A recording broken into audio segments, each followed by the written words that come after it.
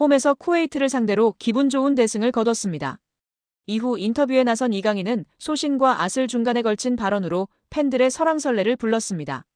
경기 후 홍명보 감독과 함께 인터뷰를 나선 선수는 승리의 주역 중 한 명인 이강인이었습니다. 이강인은 이 자리에서 논쟁의 여지가 있는 인터뷰를 남겨 눈길을 끌었는데요. 경기장 분위기 때문이었습니다. 홍명보 감독은 한국 축구대표팀 지휘봉을 잡은 후 그라운드에 나설 때마다 팬들의 야유와 마주쳐야 했습니다. 불공정 선임 논란 때문이었습니다. 기존의 프로팀 울산을 이끌던 홍명보 감독은 대표팀 지휘를 맡고 싶지 않다는 의사를 밝혔지만 이임생 이사와의 비공식적 면담 이후 마음을 돌려 대표팀 감독에 올랐습니다. 이 과정에서 대한축구협회의 엉성한 행정력이 그대로 노출됐습니다. 특히 박주호 전 축구협회 전력강화위원은 자신의 유튜브를 통해 감독 선임 과정에 대한 충격적 진실을 모두 폭로하며 크게 주목받았습니다. 이후 축구협회 관계자들은 국회 감사에 불려가는 등 한바탕 흔들리고 체제 개혁 이야기가 끊임없이 불거졌습니다. 그러나 정몽규 축구협회장은 사연임에 성공했습니다. 홍명보 감독은 이후 행보마다 질타의 중심에 올랐습니다. 이강인은 이를 두고 기자회견 막바지에 어쩔 수 없이 저희도 협회 소속이고 감독님은 저희의 보스시다라며 너무 비판을 하시면 선수들에게도 타격이 있다. 긍정적인 부분을 많이 봐주셨으면 좋겠다는 얘기를 꼭 드리고 싶다. 그래야 월드컵에 가서 잘할 수 있다며 강조했습니다. 또 믹스트존에서도 나뿐만 아니라 모든 선수들이 그렇다. 특히 기자분들과 유튜브 쪽에서 협회에 대해 얘기하신다. 결국 팬들은 기사를 보고 얘기를 들으신다. 선수들은 좋은 분위기에 많은 팬들이 응원해주시고 관심 가져주시길 원한다. 당연히 협회도 더 잘해야 한다고 생각한다. 선수들도 알고 있으며 협회에 그렇게 말하고 있다. 비판은 할 수 있지만 과도한 비판은 좋지 않다고 말했습니다. 이 발언이 전해지는 즉시 축구팬들 사이에서는 논쟁이 오갔는데요. 일각에서는 선수 입장에서는 어쩔 수 없다 이강인을 총알바지로 내세우고 축구협회는 또 숨어서 입장 전달만 하고 있다는 옹호 발언과 좀 더 투명한 축구협회를 원했는데 어떻게 마냥 옹호만 할 수 있느냐 이번 발언은 괜히 한 것 같다 자기 소신을 걸고 말한 박주호 선배를 바보로 만들었다는 질타가 이어졌습니다. 또한 어쩔 수 없이 라고 말한 게 가장 큰 것 같다. 어쩔 수 없이 보스라는 것이다. 결국 여러분들이 우리 보스를 협회를 혼쭐 내달라는 뉘앙스 같다.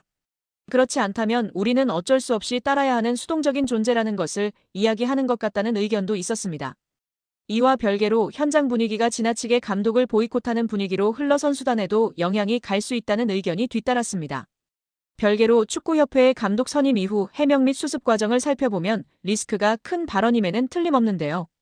홍명보 감독을 선임할 당시 축구협회는 전강위 1차 회의에서부터 국내 감독들의 플레이, 스타일, 축구 철학 등을 너무도 잘 알기 때문에 국내 감독들의 자료는 크게 확인하지 않았다라며 한 외인 감독은 장문의 분석 자료를 제시하며 홍 감독의 면담이 특혜라고 주장했는데 물론 자료를 잘 준비하면 그 감독과 에이전트가 의욕, 성의가 있다고 볼 수 있지만 그게 대표팀 감독으로의 능력과 경쟁력이 있다는 근거는 아닐 것이라고 답변한 바 있습니다.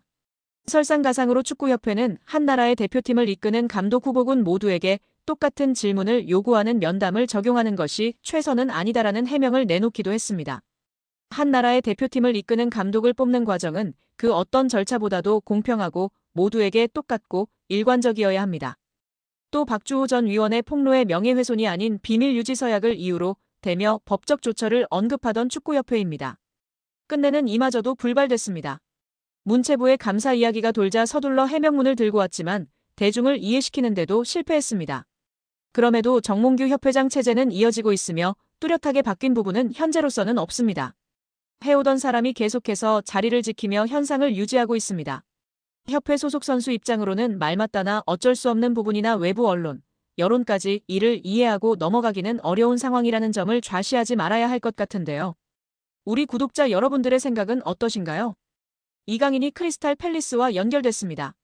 프랑스 매체 스포르트는 파리 생제르맹에서 벤치로 밀려난 이강인이 이적을 고려 중이다.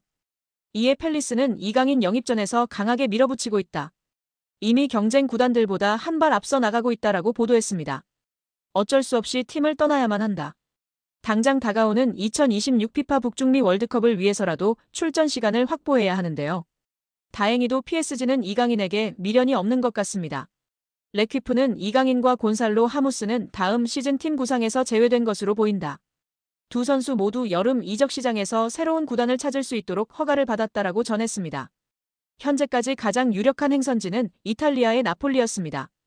풋볼 이탈리아는 나폴리는 이강인의 상황을 주시하고 있다.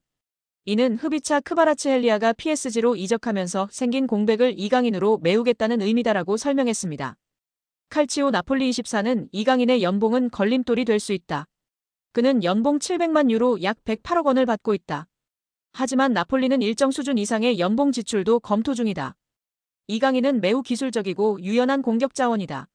나폴리의 스타일과도 잘 어울린다는 평가를 받고 있다라고 이야기했습니다. 그런데 여기에 팰리스까지 가세한 상황인데요.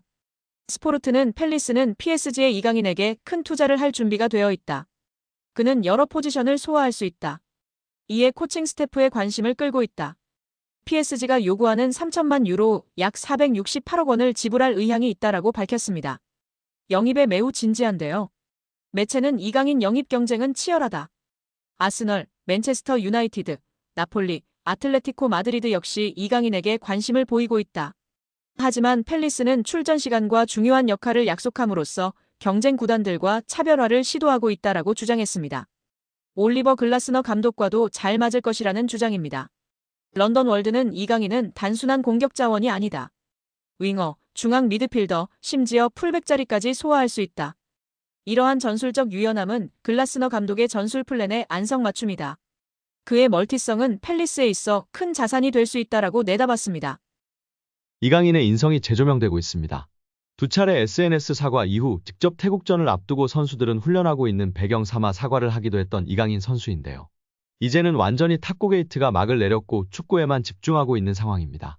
이러한 상황 속 지난 이강인이 형들에게 했던 일이 재조명되며 화제인데요. 지난 U20 월드컵 때 형들이 장난이 심했다고 인터뷰하기도 했던 점이 부각되던 이강인이었지만 이러한 모습은 부각되지 않았었죠. 다시금 이강인 선수가 U20 월드컵 형들 향한 마음이 부각되며 화제입니다. 이강인은 생일을 맞이해 U20 대회에 함께 출정했던 선수들에게 선물을 전달한 것으로 알려지며 훈훈함을 더했습니다. 지난 19일 오후 이규혁은 개인 인스타그램 스토리를 통해 이강인에게 받은 선물을 공개하며 고맙다는 메시지를 남겼습니다. 이규혁 등 U20 멤버들을 통해 공개된 선물 내역은 일회용 마스크, 주전부리, 스타벅스 충전 카드 등이었습니다. 또한 이강인은 선물을 준비하며 편지를 남기기도 했습니다. 이강인은 편지를 통해 경기장 속에서도 밖에서도 우리나라를 대표해 매순간 최선을 다한 진짜 사랑하는 형님들. 제가 정말 힘든 시기에 옆에서 많이 응원해주고 자신감을 넣어줘서 큰 힘이 됐다. 고 전했습니다. 이강인은 저 때문에 형들이 많이 힘들었을 것 같다. 제가 진짜 많이 미안합니다. 라며 형들보다 2살이나 어린 제가 장난치고 까불어도 재미있게 받아주고 한 번도 힘들다는 내색 안 해서 정말 고마웠다. 는 말을 남겼습니다. 해당 사진이 공개된 이후 SNS와 온라인 커뮤니티 등을 통해 퍼져나갔었습니다. 이를 본 네티즌들은 막내가 생각도 깊네. 자기 생일에 형아들한테 감사 인사라니. 진짜 너무 보기 좋아요. 이 팀 우정 영원했으면 좋겠네. 강인이 진짜 귀여워. 예뻐하지 않을 수 없는 막내. 편지지도 본인처럼 귀여운 것음. 등 다양한 반응을 보였었습니다. 이강인의 생일에 맞춰 대회에서 함께 호흡을 맞췄던 최준, 정호진, 황태현, 이상준, 엄원상 등이 사진을 공개하며 축하 메시지를 전하기도 했습니다. 또한 자신을 프로 데뷔해주었던 발렌시아이지만 갑작스럽게 내쳐지며 큰 상처를 준 발렌시아인데도 감사 인사를 한 이강인의 인성을 조명받기도 했습니다. 이강인은 자신의 인스타그램에 발렌시아를 떠나며 마지막 소감을 남겼었는데요. 이강인은 오늘 발렌시아와 그 팬분들께 존중의 의미를 담아 작별을 고한다. 이제는 제가 큰 희망을 품고 발렌시아 952 아문트를 외치며 제 앞에 있을 미래에 맞서겠다. 라고 입을 열었습니다. 그러면서 저는 발렌시아에서 선수뿐만 아니라 인간으로서 성장했다. 발렌시아 아카데미에서 배워온 것들은 저의 미래를 바른 길로 인도해줄 모터가 될 것이다. 라고 했습니다. 끝으로 그는 모든 동료, 코치진, 스태프들께 항상 감사드린다. 특히 저에게 진정한 축구인의 열정을 알려주신 모든 발렌시아 팬 여러분들의 애정에 무한한 감사 인사를 드린다. 라며 작별 인사를 고했었습니다. 장난기 많은 이강인 선수가 실수를 했던 점을 겸허히 인정하고 용기 내어 사과를 했습니다. 이제는 모든 축구팬들은 손흥민 선수와 함께 한국 축구를 잘 이끌어갈 수 있도록 격려와 지지를 해야 할 때라고 생각이 듭니다. 여러 구단 가운데 가장 구체적으로 이적설이 제기된 팀은 이탈리아 세리에어 챔피언이자 김민재의 전 소속팀 나폴리였습니다. 앞서 흡이차 크바라츠헬리아를 PSG로 이적시킬 당시에도 이강인을 딜에 포함시키기를 원할 정도로 꾸준히 이강인 재능에 관심을 기울였던 팀인데요. 현지에서도 이강인이 PSG를 떠나 주전으로 활약할 수 있는 팀으로 이적을 원한다는 보도가 잇따라 나왔고 나폴리가 가장 유력한 행선지로 떠올랐습니다.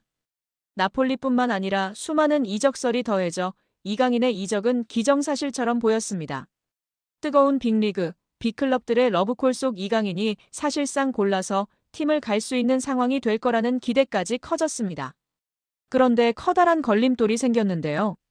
PSG가 책정한 이강인의 이적료가 무려 4천만 유로 약 621억 원에 달한다는 점입니다. 2년 전 PSG가 이강인을 마요르카에서 영입할 당시 들였던 이적료 2,200만 유로 약 342억 원의 2배 가까운 수준으로 폭등했습니다. 어느 구단이든 부담스러울 수밖에 없는 액수이기도 합니다. 이강인 영입에 오랫동안 공을 들였던 나폴리마저도 4천만 유로의 이적료엔 난색을 표하고 있는 것으로 전해졌습니다. 4천만 유로는 나폴리 구단 역사상 세 번째로 높은 이적료 지출이기도 합니다. 세리에 A 정상에 올랐던 지난 2024년도 시즌에도 나폴리 구단이 선수 영입에 가장 많이 들인 이적료 지출은 3,500만 유로 약 543억 원이었습니다. 나폴리뿐만 아니라 다른 구단들 역시도 부담 없이 결정을 내릴 수준의 이적료가 아닙니다. 우선 나폴리와 PSG 구단 사이에 협상 테이블이 차려지겠지만 PSG는 급할 이유가 없습니다. 아직 이강인과 계약이 3년이나 남은 만큼 이적이 쉽지 않다면 헐값 이적 대신 요긴한 로테이션 자원으로 이강인과 동행을 이어갈 수도 있습니다. 루이스 엘리케 PSG 감독도 이미 이강인을 측면 공격수나 중원, 심지어 제로톱 역할까지 맡기며 다양한 포지션으로 기용한 바 있습니다. 백업 역할을 맡기기에 더 없는 존재입니다. 푸실도 이강인의 높은 이적료가 나폴리 이적에 큰 걸림돌이 될 것으로 보고 있는데요. 매체는 당초 PSG는 이강인의 이적에 반대했지만 이제는 이강인이 떠날 가능성을 열어뒀다. 문제는 PSG가 이강인의 이적료를 과도하게 요구하고 있다는 점이라고 지적했습니다. PSG 구단이 과도하게 책정된 이강인의 이적료를 낮추지 않는다면 이강인의 PSG 탈출은 예상 외로 쉽지 않을 거라는 전망입니다.